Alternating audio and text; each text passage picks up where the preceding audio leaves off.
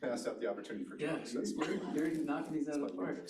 Oh, boy. So, and then my wife, my daughter and I, we all went to the Frozen Junior over at Silverado as well a few weeks back, which was great. Meredith Mellon puts on a great show and all of the folks that helped out. Her kids, her younger kids that don't go to school there even sometimes kind of pop on the stage and participate, so, you know, that was great. And then I was over at Antelope Meadows where the kids were released, the TK kids were releasing butterflies after they'd gone through all the stages of development. And I will say I had kind of a bad thought as they were being released. I was wondering how horrible it would be if another animal came by and swooped in, only to be told later that had happened in the past with a prior teacher. So thank goodness it did not happen this time. I can only imagine the trauma of the kids if that had happened, but super cute. The kids went through the whole process with the caterpillars in the classroom and all the stages. That's wonderful. So that was cool. And then at my site visit at Silverado, it was their spring picnic, and school secretary last year, Kelly, came up with the idea to, I guess, add a theme to it. So they do the Kentucky Derby, which I was not up on or really knew what to do. Rich said, make sure to bring your Derby hat. So I had to Amazon myself a hat. But it was awesome. It just adds a little flair to the event. Lots of parents there having lunch with their kids, and then they could come up and there was like a toilet paper roll with a little horse, and the kids had to wind it back up without the horse falling off, and who could ever do it first, won some prizes and stuff. So really cool event. Glad I got to go out there and do that. Obviously been meeting with the board members for our check-ins, participating in the governance training. And then 'tis the season for employee appreciation, so I was able to attend the Teachers Who Make a Difference event, which was put on by AXA. And that's a whirlwind of event. They honor teachers from every district in the county, and they just basically run a slideshow with music because there's so many people that they honor. So it's just really quick, but we had lots of folks honored there, lots of our teachers. And then 4 of the board members attended the Employees of the Year celebration at PCOE, that PCOE put on over at Del Webb on Monday. And on Wednesday, the county superintendent came back to visit and surprise a couple of our folks who were selected for Employees of the Year for the entire county. So Monday was all the honorees who were nominated. This week were the surprise visits to actually acknowledge the winners. So we had 2, and if you haven't seen the social media videos, I encourage you to go check out our Instagram. So we had Allison Renth at Antelope Crossing was selected as the middle school teacher of the year for the county. And she had a great reaction on video, which was really cool. Her dad flew up from Orange County on Monday to come to the event. He had already gone home, but I'm sure she had a cool experience letting her dad know that she was selected. And then also our custodian over at Heritage Oak, Angel Betancourt, was honored, and Josh does a great job just hyping these kids up and putting on a great celebration. So when Angel first was notified that he was gonna be honored, we went out to all the sites to let folks know. He had all the kids on the playground, and then he radioed Angel and said hey, I need you on the playground ASAP, so Angel comes around the corner, surprise, So this time, they were all in the quad, and Angel was at the side of the amphitheater stage, just picking up trash, emptying a garbage can. It was perfect. And then Josh does a great job hyping him up, and then said, everyone look over there. And then Angel's just, completely surprised and innocent and, super humble. And he's been acknowledged before, but never as the county employee of the year. So it's just wonderful that we had 2 of our folks recognized, and, couldn't have been, greater people. Obviously, all of our honorees were, great nominations, and just this is the best time of year when you can kind of honor all the great work that people are doing. And I'll echo everything Jim said about our team and the things that you guys have said as well. So, and I'll stop there. Well, I don't have much to add because everybody covered everything. But I do love this time of year when we get to celebrate all of these people, and I wish I had gotten to see the recognition for our 2 staff members who were acknowledged by the county. And it would have been really fun to have seen Angel's face when he was surprised, because surprises are the best. I don't have much to add, like I said, other than I'm looking forward to attending graduations next week. Is it next week? 2 weeks. 2 weeks, in 2 weeks? Oh goodness, that's right, because my son graduates next week, so 2 weeks from now, so that's exciting, I'm looking forward to that. And then also, I don't know if you guys saw that the Silverado Band is playing tomorrow night at the River Cats game with the Star Spangled Banner, so that's pretty exciting. So, a lot going on, end of the school year stuff. So, let's see if we can keep our energy up and make it to the finish line. Okay, let's move on to the consent agenda. And see if anybody has anything to, I'm assuming everyone's had a chance to look over it. Anything to be pulled, anybody wants to make a motion? Any comments? I'll make a motion to approve the consent agenda. The agenda? I'll second. Okay, we have a motion by Board Member Walker and a second by Board Member Balcom, all in favor? Aye. Aye. This motion passes 5-0. We're gonna move on to our action items, 7.1. Alright, so coming up in November, we will have board elections, and this will be the first election where voters will decide by area in the district. So the district a couple years ago divided, we had to divide into kind of trustee areas by kind of equal amounts of voters across the district. So there were 5 areas determined geographically through the district that kind of matched demographically with voters. So this next election, there will be 3 of those areas up for election. So 2 of them are in Placer County, 1 of them is in Antelope County. So just as a matter of process, we have to declare an election, pass this resolution, and then that enables the 2 counties to then include us in their election process. The areas that will be up for election will be areas 1, 3, and 5. The Creekview Ranch area, or the Dry Creek area here, is area 1. Area 3 is the northwest section of the district, kind of the Del Webb, Community Ridge up there area. And then area 5 is the west side of the Antelope area. So that's where we have Old Grove, Barrett Ranch, and then obviously Antelope Crossing family. So those are the 3 areas that are up. So there will be 3 board members on our board currently who will, potentially all 5 of you will have a role in this. So all 5 of you live in 2 of the 5 areas. So we will have a brand new board member from area 5 since no one represents down there. Area 1, 3 of you live there, so depending on what happens with the board and other people in the election, you can have a new person there or an existing person there. And then same with area 3, we have 2 of our folks that live up there as well. So exciting time, but this is kind of the first step in the process. So this is a roll call vote, and I don't know if there's any discussion or questions.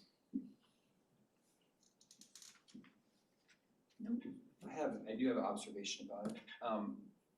I think board transitions can create a lot of, it's a passing of a baton. I think I just have to say that I'm confident based on the work that's been done in the last couple of years, especially the last year, that it'll be a smooth transition, and a lot of the work that's been done and foundation that's been laid by this board will continue on to the good of the board and the district. So I have that to say. I think that's it's great that we as community members get a chance to be involved, and I think that it's nice that there's frameworks that are now in existence that will benefit the future boards. And so just a vote of confidence that it's going to be a great process. So I make a move to approve the resolution to go forward with the election for the 3 areas as stated. I'll second it. We have a motion by Board Member Haynes, a second by Board Member Fensky, all in favor? Oh wait, but however, Oh, it is a you're right. roll call vote, Yeah. even though I already know what the answer's gonna be. Thank you. Member Malcolm? Aye. Member Haynes? Aye. Member Pagnoni? Aye. Member Walker? Aye. And Member Fensky? Aye. Thank you. Okay, we're moving on to 7.3 because 7.2 was pulled, so going on to 7.3, we are looking at declaration of need for fully qualified educators. Yes, thank you. Desiree. Yeah, thank you. So this item for your approval is the annual declaration of need. We are required to submit this declaration every year to the California Teacher Commission. It is completed as a precautionary measure should we be unable to find individuals with the appropriate credential to fill specific positions that could be hard to find. So as you are aware, we are currently recruiting for the 26-27 school year.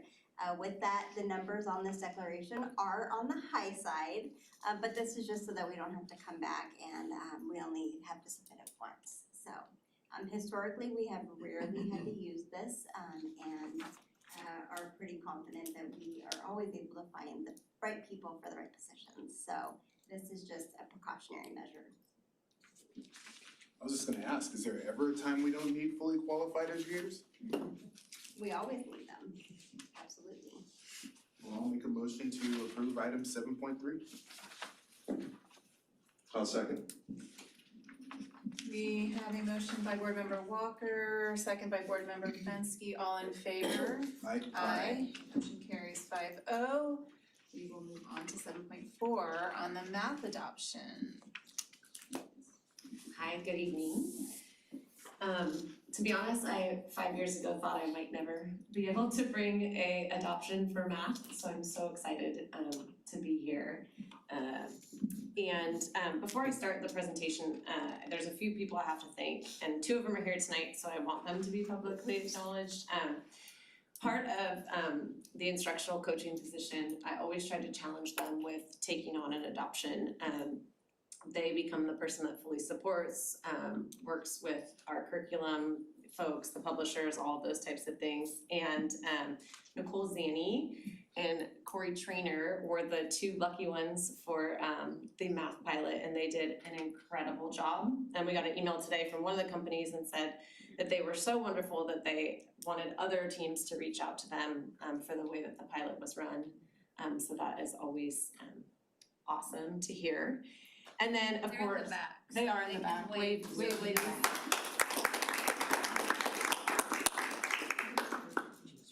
One publisher also said we should promote them.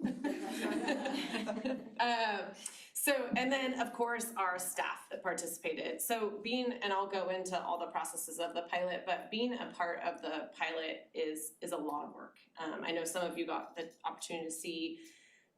But learning a new curriculum and then teaching it for 6 weeks and then learning another new curriculum while providing feedback is very difficult. And it takes, and with this one in particular, they also had to learn the new framework and spent quite a bit of time studying that, so they understood the shifts. And then on top of that, you add in all those things that you just mentioned that were happening at the end of the school year were also happening in their classrooms. So typically pilots run in the fall just because of the dates, and so this was the longest we had ever taken one in the spring, so I just really want to thank all the teachers that were part of the pilot. We did, every single publisher that we worked with had nothing but compliments for our teams. One brought in 6 trainers on the day that they were training our staff because they said, we've never seen a staff ask so many questions. And really good questions. And then we had one company come in and watch 2 of our middle school teachers because they were just so thoroughly impressed with what was going on. Each one complimented they said a lot of times teachers will just roll out with whatever, and they thought the thought and care our teachers put behind selecting something for their students was amazing. So just wanted to compliment all that before I got started. So just a quick reminder, I actually shared these 2 slides when we presented that we were going to be piloting. Just again, our goal is to ensure every student receives high quality standards-based math instruction. And then I shared this one, the why now, but I was able to add the last bullet, which was those are all the reasons, and then finally new materials were approved by the state in November of 2025. And boy, did we jump on that date right away. Again, we've told you how important we feel it is that we get new curriculum to increase the student progress. So the pilot committee, I talked about how wonderful they were, but we did have 15 members on the elementary pilot team. We had 10 members on the middle school pilot team. We had special ed staff on both. All grade levels were included. All our advanced math teachers, our integrated 1 teachers were represented, and every school had a representative. So overall felt like we represented the entire district. So there were 38 publishers that were approved in November. Of those 38, I think we went through pretty much all 38, it felt like. We went through all of their ratings from Ed Reports, and then on top of that, we went through and created did things that were important to our district, created an entire pre-screening process, took at least 10 curriculums through this pre-screening process. Some of them couldn't decide, so came back multiple meetings to bring additional pre-screening processes, brought in publishers to speak again, went to Placer County to hear publishers one more time before we made the final 2 decisions. So although there were only 2, the team did an incredible job of making sure they looked at everything. So what we ended up with in elementary, which was TK5, we piloted Thinking Math, and we piloted Amplify Desmos Math, and we did pilot Amplify TK through IM1. And then middle school piloted on top of the Amplify the California Reveal Math from McGraw-Hill. So just kind of I say quick, but it was quite a process. We started this back in September prior to the release of the curriculum. We started with it because of the shift in the framework. So we wanted our teachers to be educated on what the changes were and the importance of the framework shifts when they were looking at a new curriculum. We created the adoption priorities, and I'll show that in just a minute, and designed a rubric for evaluation. We've actually now been asked to share that with several other districts because we're a little bit ahead of other districts, and they really liked the evaluation cycle we used. We also, PCOE offered curriculum framework training, so we took a team to get additional training that happened October to December. And then right when we came back in January, we started our first round of training, and so at that point we went 6 weeks of piloting with TK8 Amplify. And then in April to May, we did the second round, and that was when the TK5 was doing Thinking Math and the middle schools were using the California Reveal. So each pilot was 6 weeks with weekly progress being collected, and I'll share that also. And then we met May 14th, which was just last week, and the pilot teams reviewed all of the data. They came to a consensus, and at that point, TK5's consensus was Thinking Math, and 6 through 8 and IM1 there was Amplify, and I'll go into some reasons why they selected that, but just so you can see the process that our teachers went through to get there. So when I talked about the adoption priorities, this came through, like I said, we started in September and we used it on our rubrics, and then we also used to pre-screen, and then we also used it for parts of our weekly engagement forms that the teachers filled out. So these were the priorities that they felt they wanted to see in the new math curriculum. I'll read them for you.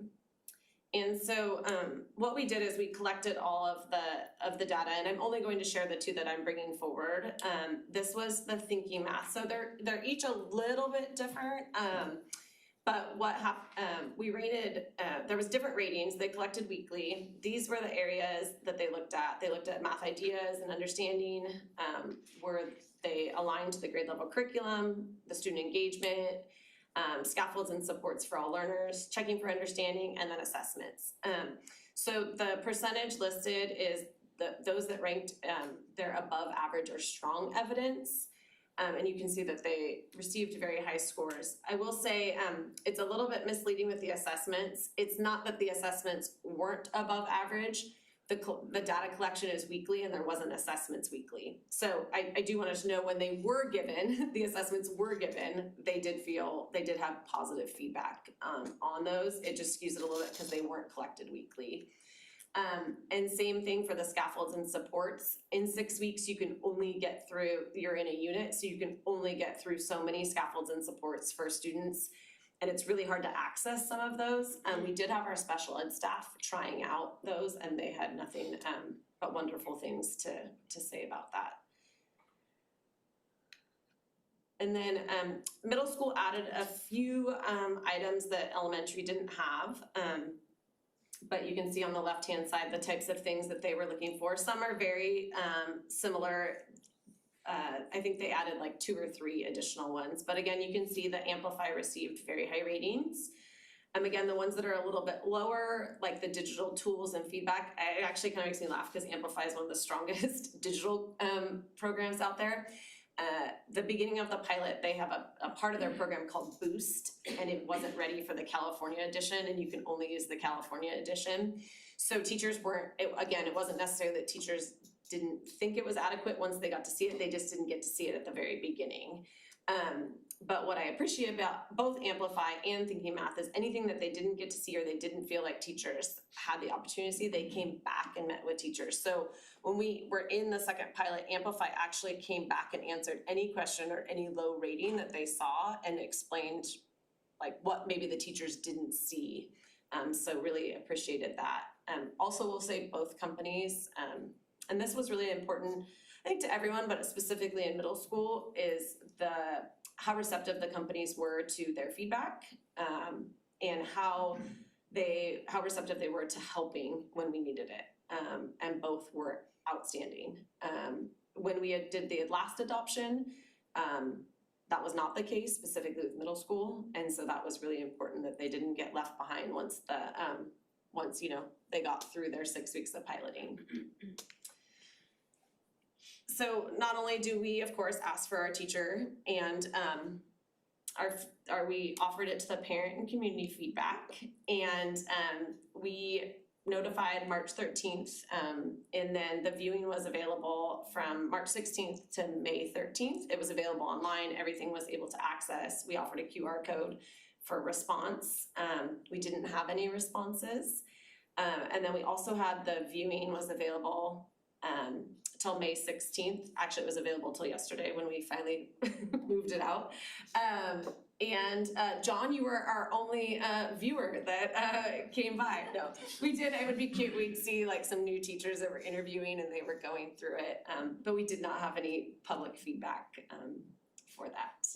So at the time of the presentation and still today, there was 0 public comment. We do plan just on that. I think a lot of times parents get busy, they don't know what they're coming to look at, but we do want to educate them on whatever we do. Hopefully these 2 programs decide to adopt and implement, and we'll be working with the publishers and the sites to have nights where parents can learn about the new curriculum and the shifts in the framework. So just a few things on both companies. I know that I gave you the feedback, but just that Thinking Math, their big thing is they serve about 600 students and 600 students, 25,000 teachers in over 9 countries. They're actually originated in Spain. Their program is built on their huge bread and butter is fluency and conceptual understanding is their piece. And they have what they consider a hybrid program. So it's a use of manipulatives. All students will interact with manipulatives, print and technology. Technology is not used daily, which is kind of nice as I think we're trying to get kids off screens, but there is a use for technology.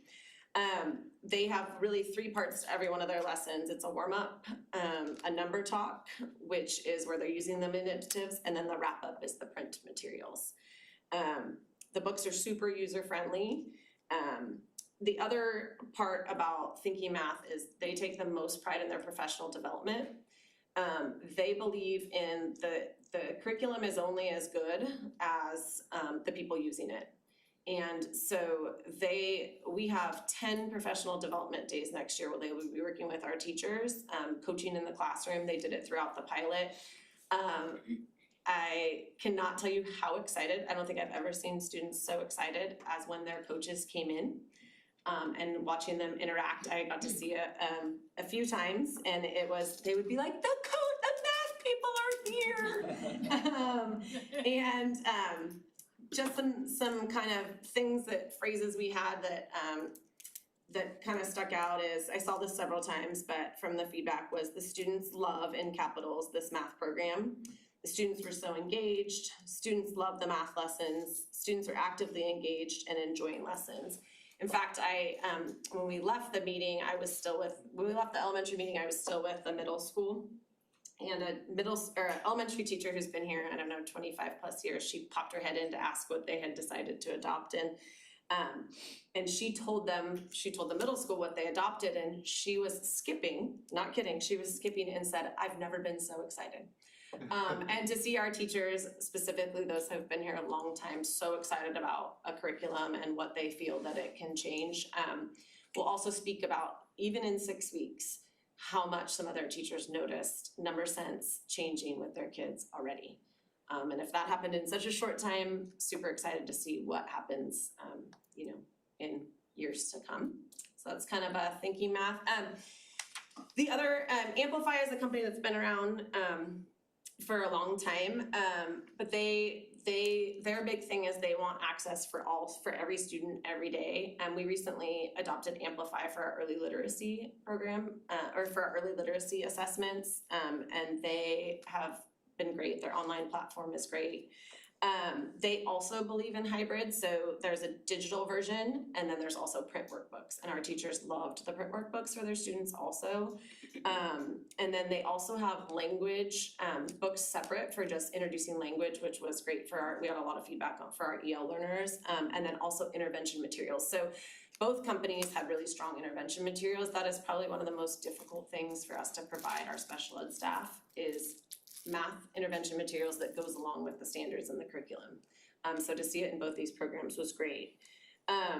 They've, some quotes I kind of pulled out from Amplify is this program is strongly aligned to the standards and allowed time for the students to have discovery. Students are actively engaged in the discovery process. There are so many levels of high engagement, a lot of differentiation for our EL students, really helping them access the curriculum, and I love these mini lessons. So just a few things I pulled out on both. And then should we move for these curriculums?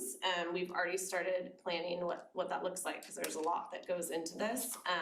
So we're going to start by offering summer trainings, and we want to get the curriculum in our teachers' hands, and we also want them to continue to understand the shift in the framework. We would have an onboarding training and planning on our first August Professional Development Day. Both programs will have job embedded coaching, so that's when they bring in people and they're modeling with our teachers and providing observations so we can provide feedback. It's hard to implement a program the first year. There's a lot of different components to these programs.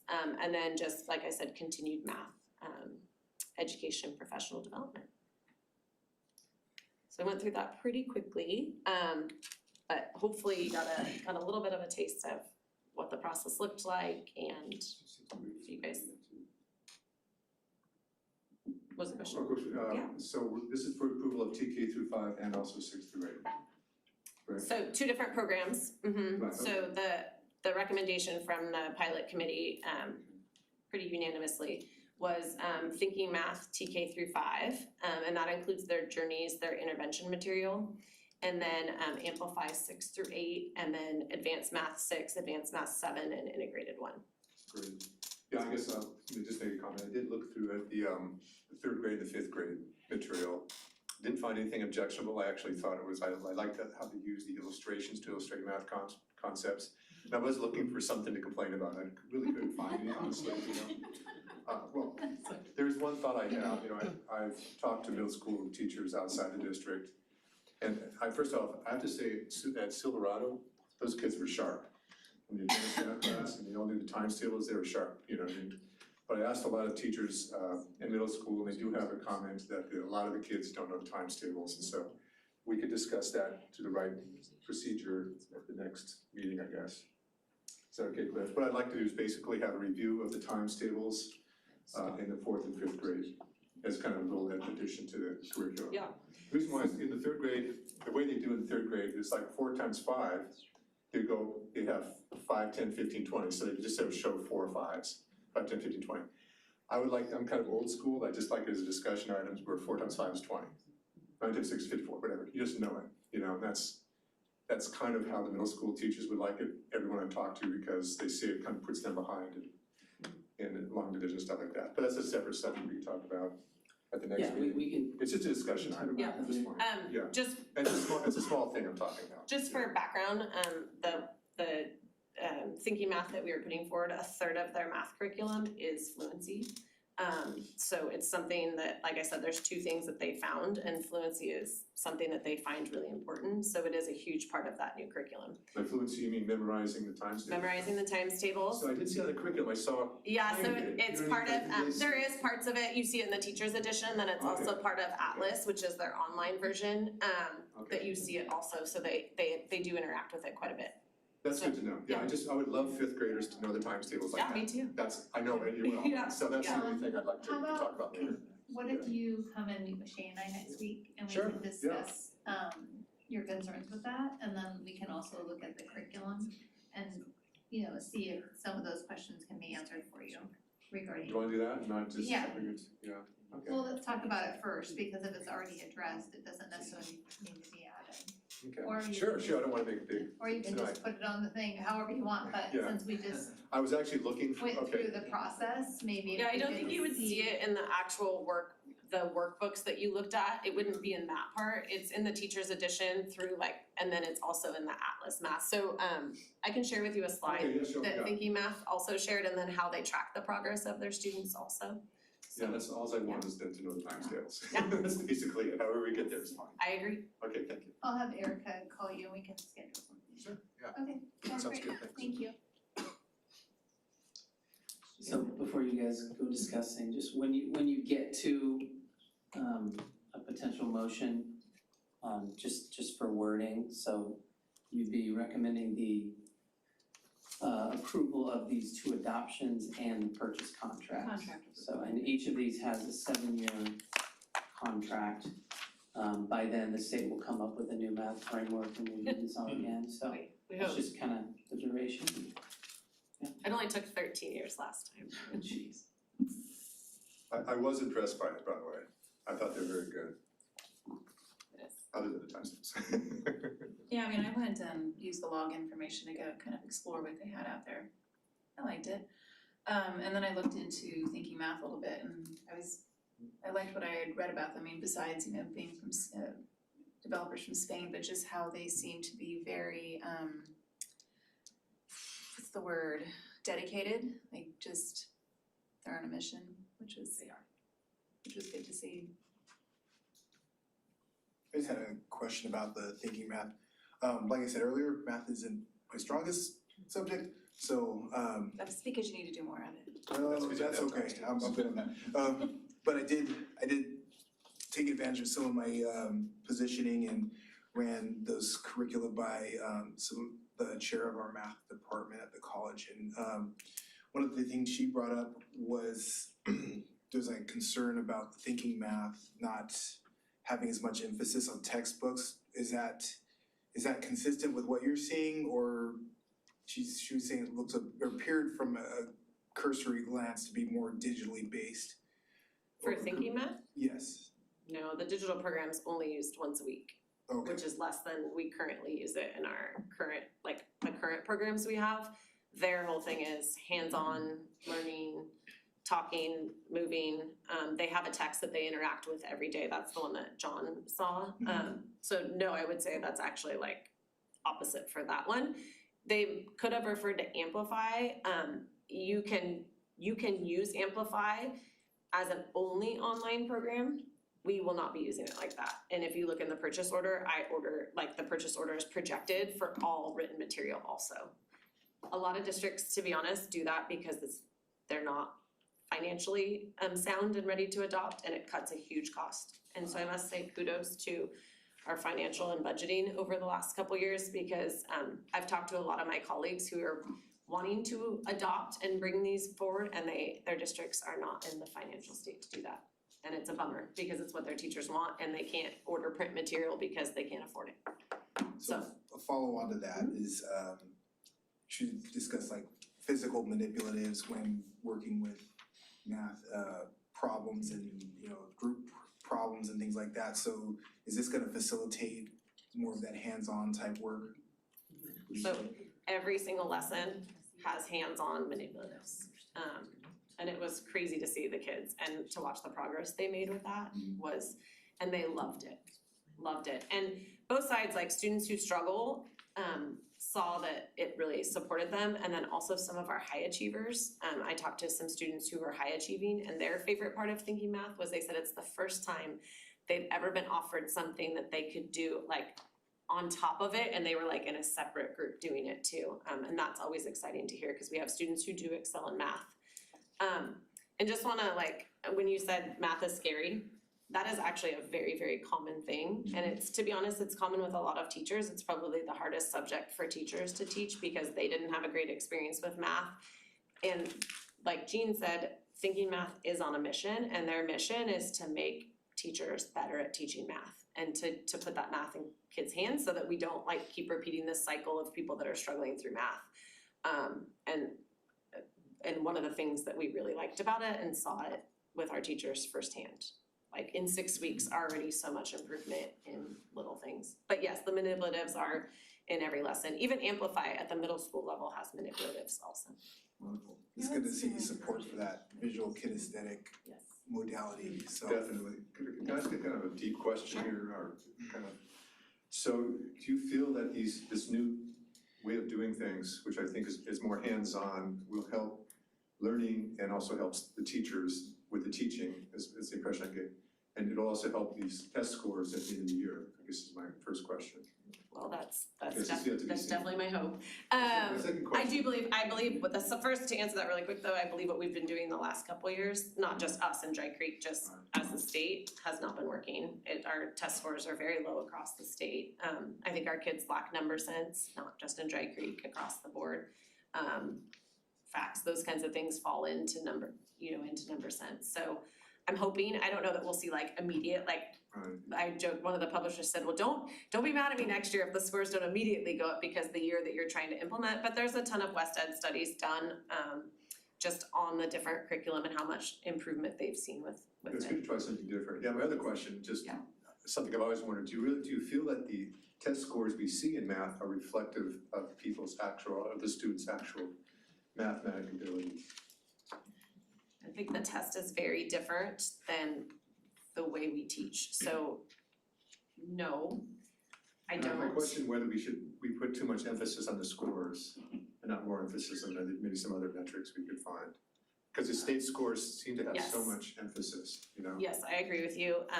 I think we as a district, I think they're public scores. I think we in Ed Services and at the sites try not to put too much emphasis on, as we'd rather see you doing all those great things, like you saw in Dee Dee Pinelli's class. And if her test scores don't turn out to be the highest in the state, you know that those kids every day are getting that lesson, and that's okay. So I think we're just trying to always strengthen our students' math skills and helping our teachers do that. And in hopes that those do relate to high test scores, but Well, thank you, Yeah. yeah.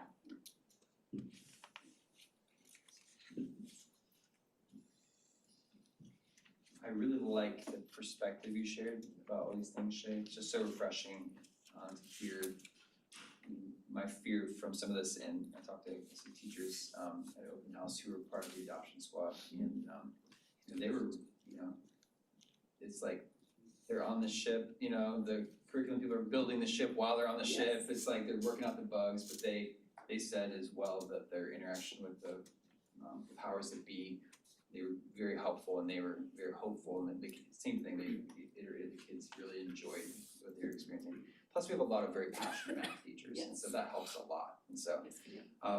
It reminds me we had the lady, her name escapes me, she came and talked about the math, she said, we're all mathematician.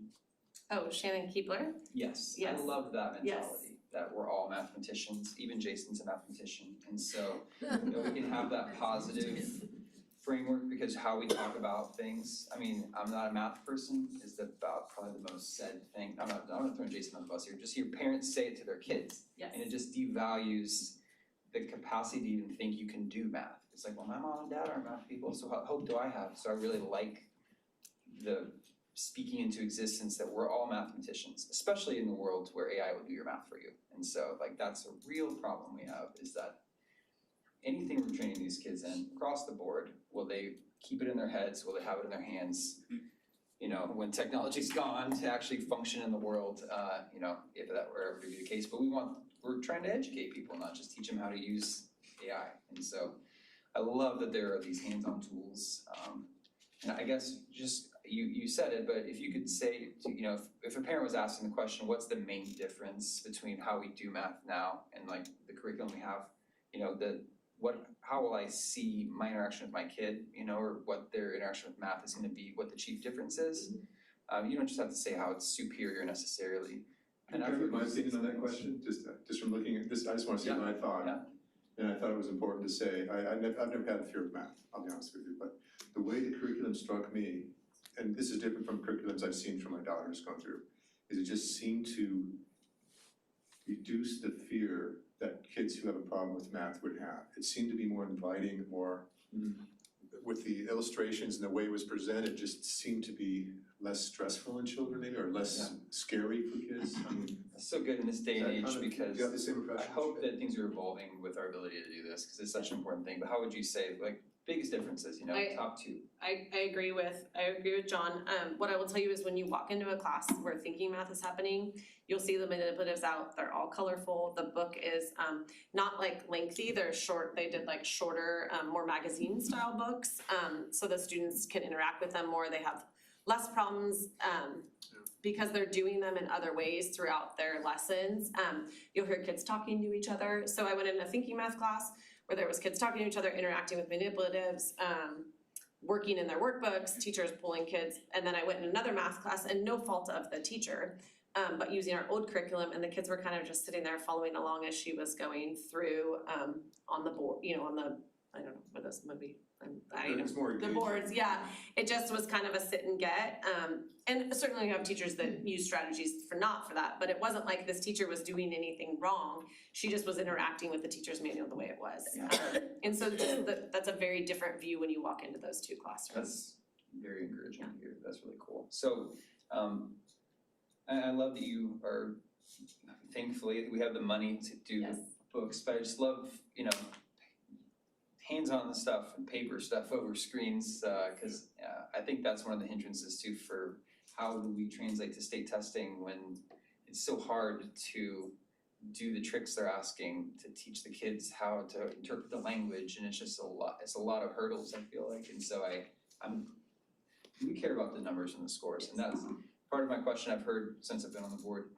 Heard you all mention how many times the state has even changed how they're measuring things, and so it's always not apples to apples from year to year. Now they just created apples to oranges, and so, and to kind of to John's point of like charting our success, you know, do you think, to John's point, I'm not as concerned about our state scores, you know, over comprehension and retention and all the fluency we talked about, but what do you think, like, our ability to track student mastery and performance using this tool? I mean, how long do you think it would be till we get a good, you know, like depth measure of success? Because I mean, we're all evaluating, you know, the district on this, you know, we're evaluating. So they say, cause I asked the same question, like joking, like, so next spring, they're gonna be better.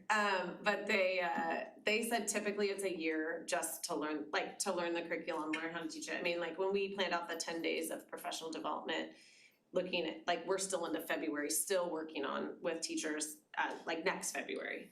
And so then to take the test in April or May, you know, so hopefully we see a little growth, but they typically say 2 to 3 years Okay. with the curriculum. Well, we'll be understanding about that in the process, but I also like from the research that I did, that it's still a spiral approach. It is. And so it's building on and refreshing constantly. It is. And so we're not leaving anything behind. It's like that thing where you learn all this stuff, you take summer break, then you come back, you forgot all of it, and sorry, that was 3 years ago. So to the point of the times tables or whatever else, it's gonna be, you know, layered and. I am very excited to see that also in action this spring. I'm glad to hear that that is a piece of it. And then I know that you're not a prognosticator, you can't say things like, the state will probably not change the curriculum of either the testing for 3 years. God knows what they're gonna do. It seems like they're making life harder in there Yes. constantly. But in terms of how, so this curriculum we have currently, it's been around for a while. What's kind of the shelf life of this? I mean, we're spending a lot of money, making a big change. So how long, again, I'm not asking for it in blood, but how much can we get out of this probably? How long do you Wait, are think you until still we have to go through recorded this for 4 years? process again? No, I'm just kidding. I just don't know, cause I don't know, I mean, I know it's new, but you know, this is like this is the first major curriculum adoption I've been a part of, and so. Do No, we get to breathe easy for 5 years, or is it 10 years? Like, what is it for Might be this? Could be 13. Typically it's 7, so our contract was written for 7. That is the typical adoption cycle that the state used to follow. Math put everything behind, and then sometimes they won't change, like a framework, like the history, social science might not change, and so we would just keep that until the next thing came out. So like the projected next is ELA, with an emphasis in early literacy, which is exciting because we've already started that. But I would say 7 years. I don't know about the testing. What's interesting is our curriculum that we currently have was written and adopted before the state testing. And then they've been giving this assessment, and now we have new framework and new curriculum, and I'm interested to see if they do shift the testing at all. But that has not been talked about at all, so That's crazy. I don't know, but so 7 years is the life of Yeah. this adoption. And this And it is- is a big dollar amount. I know we're trying to be fiscally responsible, but I always have to remember, if you break it down every year, it's not as much as that big Yeah. ticket number too, so. Well, it's good to be planning on it. I mean, we Yes. saw this coming for a long time. Yes. So, and last question, so, Yeah. you know, I didn't hear you say Common Core ever along the way. Is this like Common Core 6.0 at this juncture? Are we finally, the parent issues about Common Core, the complaints, is this still basically through that same mentality, they're just perfecting the art of teaching it and helping kids get mastery? Yeah, so it's the same standards that fell under Common Core, but what they did is they changed the framework, which is how you teach it. So they made that shift. So that's where all these curriculums had to make the shift in what are called the big ideas, which I won't even get into because they are so big. But that's where the kind of spiraling came back, is through the shift in the frameworks. Okay. So it's the Common Core standards with the shift in the framework, Okay. so. But I'm glad that you are excited, I'm glad the Yeah. kids are excited, I'm glad the teachers are excited, that sounds great. And we're all mathematicians, so we're all We gonna be are all excited. mathematicians. Hopefully new parents can glean some things as well, so thank you. Yes. Can I make a motion? Yes, make sure you include the contract approval. Yes. Okay. Oh, maybe somebody else should, I was gonna make a motion to approve 7.4, the mathematics TK through 5th and 6th grade curriculum adoption, Plus contract approval. plus contract approval. Second. Here we have a motion by Board Member Fenske, second by Board Member Walker, all in favor? Aye. Aye. Motion passes 5-0. Thank you, our teachers are gonna be so excited. So many of them wanted to come tonight. I had confidence that you would listen to their voices, but that they're very excited about this process and very excited about the new curriculum, so thank you. I'm excited about it. Maybe I will join our 5th graders. I think the issue Starts at is- TK. you know, 'cause kids, not even just kids, it's like we were talking about. Everyone always talks about how, you know, I'm not a math person, I'm not good at math, but it always comes down to, it's because you feel like you don't know something as well as you could, but that all just comes from learning. And so when my kids would say that, I would just tell them, you need to tell yourself a different story. Yeah. So, you know, tell yourself a different story. I'll work on it. Reframe is called, you know. Okay, we are moving on to 7.5, the resolution, what is this? 2025-13. Oh, Desiree. Yes, so this is another fun one. I bring to you a resolution tonight, 2025-13. This resolution is brought annually to the board for your approval. It serves to honor and acknowledge the outstanding service and dedication of our highly qualified and high-quality Dry Creek staff. They have spent the year giving tireless efforts to our students and serving the communities that they work for, and this resolution goes to honor them. So with the approval of this resolution next week, each site will have a copy of the resolution as a token of appreciation from the board, as well as some treats in their staff lounge. This is an easy resolution to pass, at least for it, on Jean. my opinion. Make a motion, Jean. Let's see, nobody has anything to add? Do you wanna read the whole resolution? Yeah. Do you wanna read the resolution? Let's read it, it's an exciting thing. Does it make it official? Why don't we each take a turn of a whereas, how's that, Jake, have that right? If you have it, I think, go ahead, John. Oh, no, let's just each do a whereas. Get that quick and big enough font to read. I have it, just put your glasses on. Okay, go ahead, John. Okay, we'll start here and go this way. Whereas the Dry Creek Elementary School District is a community of learners and every person is considered to be both a teacher and a learner, and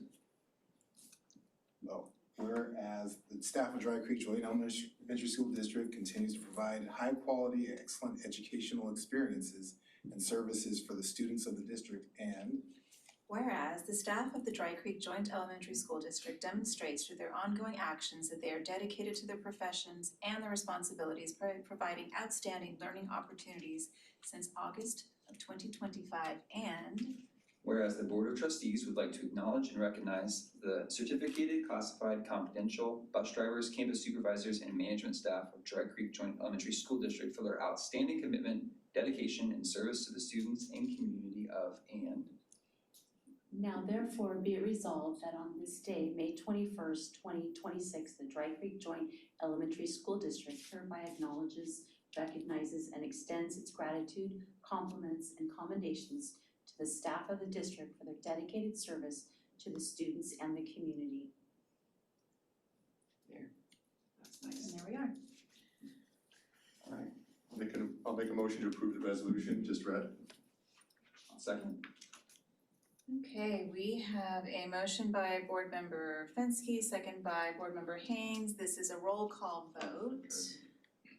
President Pignoni, Aye.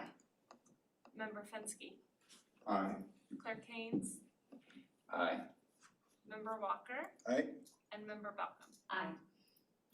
Thank you. Okay, now we are moving on to 7.6, resolution number 2025-14. I believe this goes to Christie. It is, I feel like mine always follows something that's more fun the desk gets to do. We need to have a fun one for you next time. Mine is a tax resolution. Let's make it fun. Not quite, Do you want it's us, not quite. do you want us to read it, popcorn I style? mean, No. go for it. I mean, it's fun for me, it might not be for everybody else. So this is also an annual resolution. This one is resolution 2025-13, nope, I just read yours. 2025-14, approving the special tax report for Dry Creek Joint Elementary School District, Facilities District Number 1 for fiscal year 26-27. This is levying and apportioning the special tax provided in the report. This goes back to, it originates all the way back in 1988. And for this is to approve the report, which then will go to the Sacramento County to levy this tax. There was a question about this, and this is a Melrose that is attached to the homes in a specific area of Antelope that after 22 years of the date those homes were built, depending on when they were built. And those do go towards paying off bonds and other projects in that area. The report is attached. We do have enough. We have 2 years left on that refunded 2015 bond. And then it also gives the superintendent or his designee the right to deal with any taxpayer appeals or and to respond to any of those taxpayers that reach out. And this one is also a roll call vote. Is there any questions? No. You're right, it wasn't very fun. I know. Do I just make a motion? I'll make a motion to approve this resolution. 7.6, number 2025-14, approving the tax report of Dry Creek Joint Elementary School District. I'll second.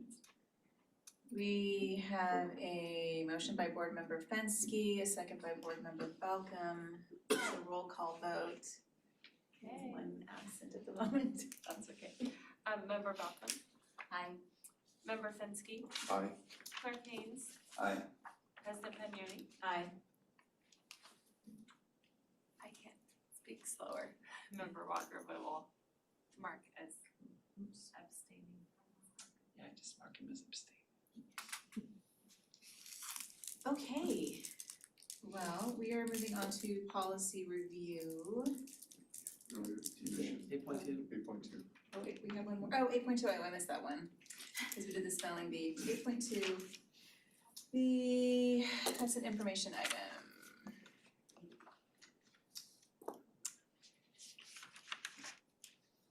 Jim, are you ready? Yes, ready. So tonight before the board, you have the negotiation reopeners of the Dry Creek Teachers Association and the district. The contract that we have with the Dry Creek Teachers Association expires June 30th. And therefore, before we can legally begin negotiating a new contract, the articles and topics to be negotiated, chosen by each party, have to be placed on a public agenda and open for public comment. So I would ask President Pagnoni if you would open this up for public comment and then close for public comment should there be none. Okay, well, I'm opening this up for public comment. Do we have any? We have none. Okay, so I'm closing. Thank you. Perfect.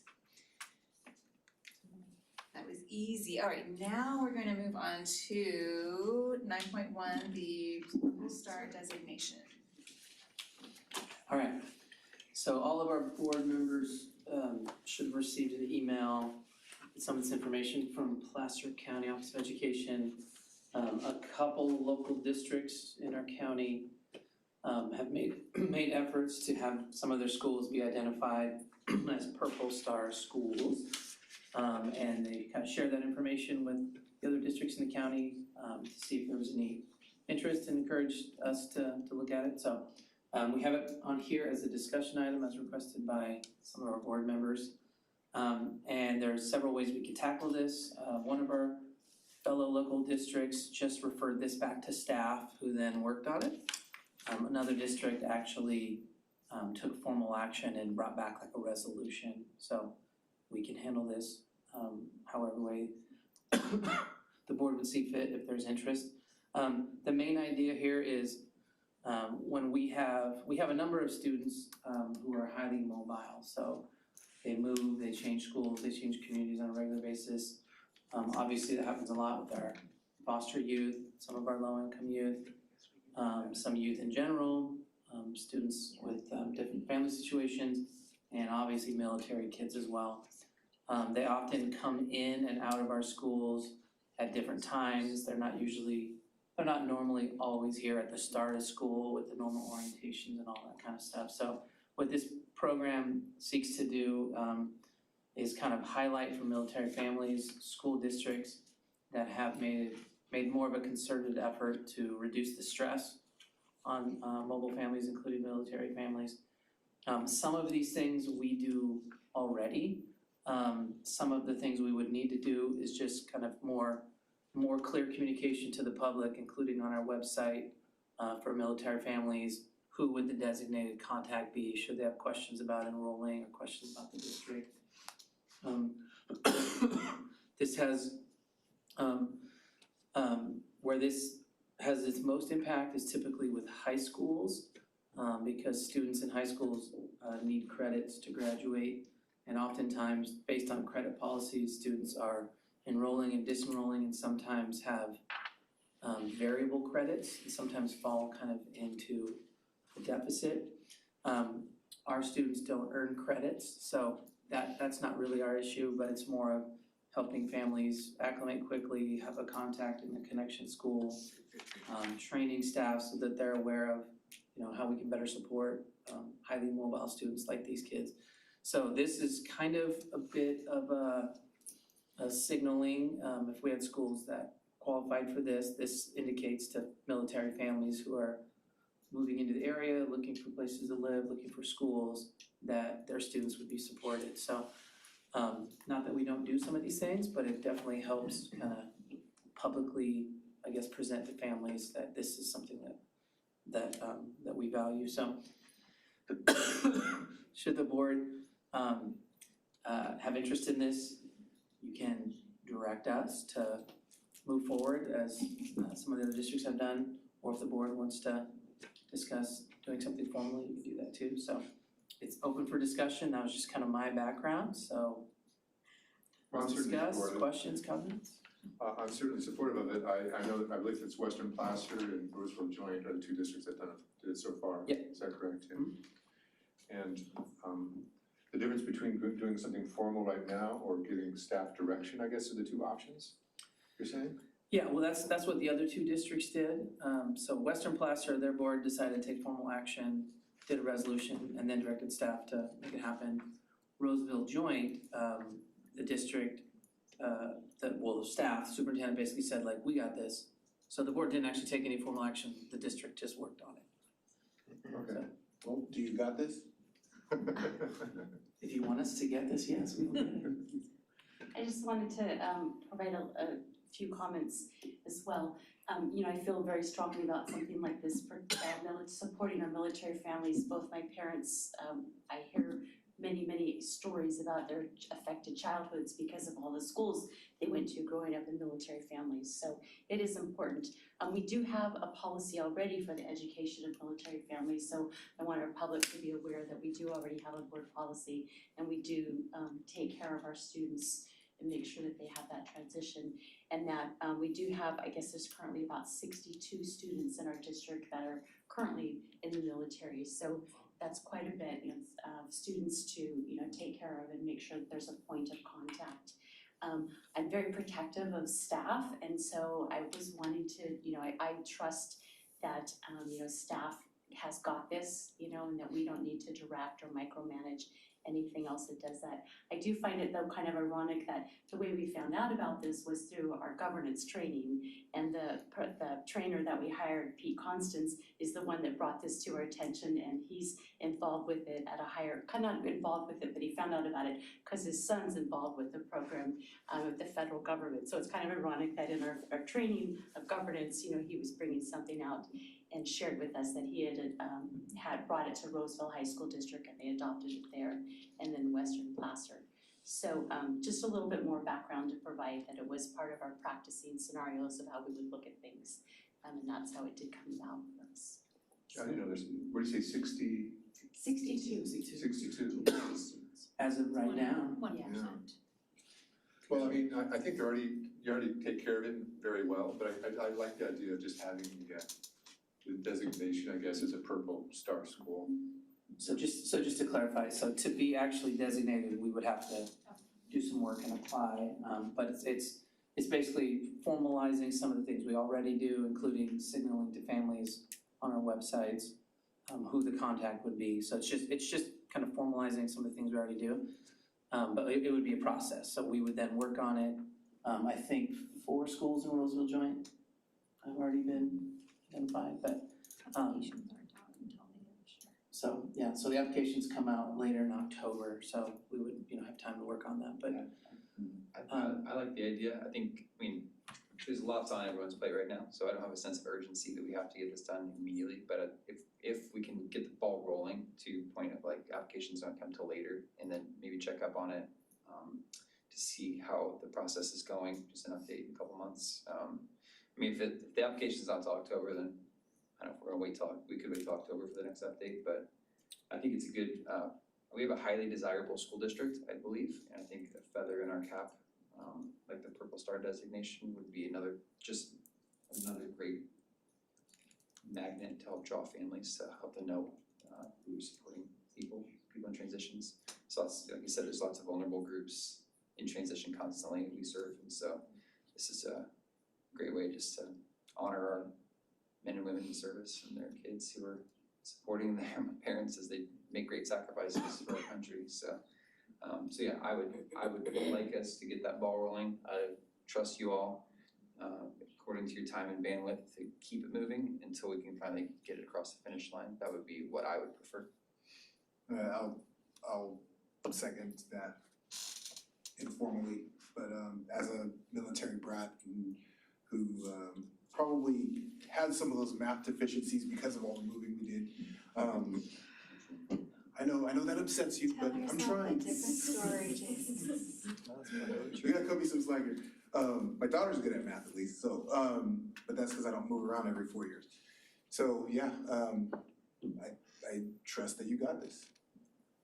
Okay, Yes, I so agree. the applications aren't even out until October, so we do have time to kind of look at everything that it entails and get our ducks in a row and get ready for that application period. I think that'd be So it great. sounds like there's interest in us Yes. pursuing it. I think it's unanimous. So I think the direction is to start the process, we got it, and hopefully it's not too much work. Okay, Is that correct? Yes, we won't let it go. he's We'll got work on it. this, they've got this. You got this. Got this. Thank you, I think this will be great. Okay, now we are moving on to policy reviews, 10.1, or those two things. Freedom of speech expression, board policy 6.427, and physical education and activity. Has everybody had a chance to look over it? Yeah. Anybody have anything to say? Cliff, do you think that these changes, as outlined in the green and the red, have any substantive effect on how we review things, or are these just deeper clarifications? No, can I answer? Sorry. Things One that- of the paragraphs there was lined out, but if you notice, the information is above it and they just numbered it out, Yeah. so it's more clear. And then towards the top, you'll notice the strikeout for the websites and online media.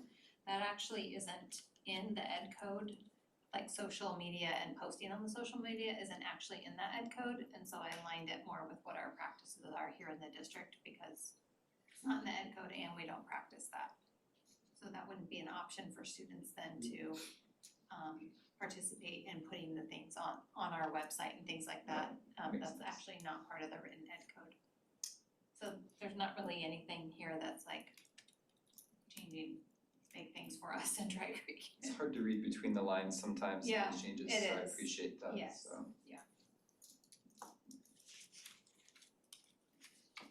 I'll make a motion to approve item 10.1. I'll second.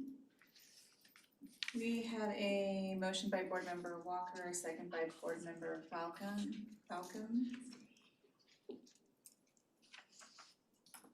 All in favor? Aye. Aye. Aye. Motion passes 5-0. I'm getting tired.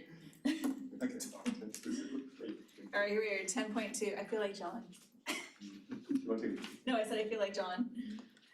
Never mind. okay. It's an old joke. Okay, Okay. 10.2, first reading for these board policies. Professional standards, maintaining appropriate adult-student interactions. I didn't see any substantive changes in these. Nor did I.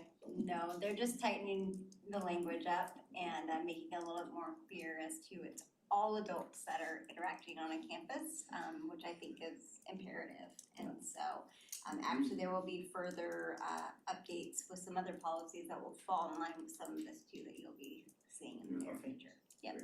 Keep an eye out for it. Seems like I'll lots make of a times motion. we're just adding numbers and bullets and things lots of times, so. Yeah, I changing the did, language. I did appreciate the emphasis on all adults, Yep. especially in light of surrounding districts that have had some pretty serious legal cases come up with Absolutely, student. and you will see more of that Appropriate, coming. There's some changes that will be happening to the mandated reporter expectations, and you'll see all that soon. Thanks. I'll make a motion to approve policy review number 10.2. I'll second. We have a motion by Board Member Fenske, second by Board Member Haynes. All in favor? Aye. Motion carries. Wait, did you say aye, Tracy? Did I miss it? Okay, motion carries 5-0. Going to 10.3. This is regarding the superintendent evaluation and policy update. I saw this more as a discussion than I did as, I mean, cause we're gonna have to discuss what we wanted, if we want any language changes. As opposed to just, I mean, was it amended? Nope. No, this is on here more of, it came up in our governance training that whatever the board decides to do as far as determining how to evaluate me and what the process is, that this should reflect whatever changes we make. So in just looking at how it currently exists, the only thing right now that I know was expressed was interest by the board to make sure that the superintendent's evaluated annually. Currently, the policy says the board may, so there was some discussion on should you change it to shall. So if you wanted to make that change now, we can amend it, leave it as is. Once we've determined, what the process will be to evaluate, we could change this to reflect that if there are any changes. So this was more of as a result of the governance training, let's we thought we'd bring it forward, look at it, so you know what's there. Should you wanna make any changes now, we could talk about them and amend it, or we could. Right, Wait. so it's kind of a bit more of a discussion, amend what we see right now, maybe bring it If you back to the want to. next meeting with more language that we can tighten it up, but Yeah, kind of what I'd like to do, because I think going may to shall is just one word, it's not a big deal. I agree. I'd like to just switch it to shall now with the understanding that we would add something more specific in the future, in the next couple of meetings with. Yeah, I think we Okay. should probably fill everybody in too, just, coloring this in. It's in your contract that the board would evaluate the superintendent annually, right, Cliff? Yeah, so this is not a new thing, we're not doing it because we have any suspicion of Cliff or his performance. We have no buyer's remorse, he's done a great job so far, and we're very happy to have him in. But part of our governance as a board is to make sure we're giving him feedback about the goals he's setting for the district, about, his leadership of our leaders, because he reports to the board, but the district really, is under Cliff's supervision, and so just keeps all that on the up and up and makes it regular so that in the future, again, like I mentioned, one of the big things in the transition of boards is that we'll have some policies in place, predictable patterns for future boards to keep that fresh for Cliff's benefit and for the benefit of the school district, so. I just wanted to say for the record, it's not being added because Cliff needs any extra attention, it's part of our process already, and we're happy to have predictable pattern of feedback to make sure we're encouraging him to do the best job that we've hired him to do, which we're confident he can do, so. Right, and so I think this time, let's just change the may to shall, I think that's a good. and then let's get something in the future, so future boards will have a specific robust methodology and consistent methodology of doing evaluations, but at this point, let's not worry about that. That's kind of, I agree, and I think we're kind of working on We are working on solidifying it. what we wanna do in terms of regularity and how often mid-year evaluations. no, so I'll make a Maybe a motion. monthly Oh. evaluation. Yeah, And what it really comes down You said to, monthly? Just to make sure you're listening. Daily evaluations. what it comes down to is, great as Cliff is, he might decide like, oh, I'm gonna retire and go to Hawaii or something, so having a consistent process, not just for him, but anyone else that comes after him is gonna be very important, so appreciate the work you've done thus far and looking forward to more. Go ahead, John. Yeah, I'm just gonna make a motion, is change the third word in the board policy 2140 from may to shall. I'll second. Okay, we have a motion by Board Member Fenske, second by Board Member Malcolm to amend the word may to shall. All in favor? Aye. Aye. Motion carries 5-0. And I think we're getting close to saying goodnight. Okay, so we have pending agenda items for our next scheduled meeting on June 11th, 2026, after graduation. Happy graduation, everyone. We will be going over the budget and LCAP. Very exciting stuff. You don't want to miss it. Please come back. Okay, does anybody have anything to add before we adjourn our meeting? No? Awesome. Well then, we'll see you June 11th. The meeting is adjourned. Good job, Ed.